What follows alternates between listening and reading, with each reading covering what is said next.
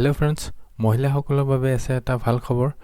অসম চৰকাৰে নতুনকৈ দিয়া আঁচনি মুখ্যমন্ত্ৰী মহিলা উদ্যমিতা অভিযানৰ অন্তৰ্গত যি 10,000 টকাকৈ মহিলাসকলক বিনামূলীয়াভাৱে দিয়া হ'ব, তাৰে ইতিমধ্যে ফৰ্ম বিতৰণ কৰা ডেট দিয়া হৈছে।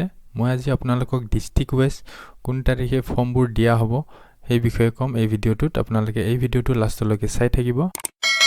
বন্ধুসকল, মুখ্যমন্ত্ৰী মহিলা উদ্যমিতা অভিযানৰ অন্তৰ্গত ফৰ্মবোৰ ডিষ্ট্ৰিক্ট ৱাইজ দিয়া হ'ব 18 তাৰিখৰ পৰা 25 তাৰিখলৈকে। প্ৰথমতে 18 জানুৱাৰী 2024ত শিৱসাগৰ, যোৰহাট, তিনিচুকীয়া, ডিব্ৰুগড় আৰু চৰাইদেউ ডিষ্ট্ৰিক্টত দিয়া হ'ব। তাৰপিছত 19 তাৰিখে মাজুলী, লখিমপুৰ, ধেমাজি আৰু গোলাঘাট ডিষ্ট্ৰিক্টত দিয়া হ'ব। তাৰপিছত 20 জানুৱাৰী 2024ত কাছাৰ, কৰিমগঞ্জ, হাইলাকান্দি, কাৰ্বি আংলং, ৱেষ্ট কাৰ্বি আংলং, ডিমা হাছাও এইখিনি ডিষ্ট্ৰিক্টত দিয়া হ'ব।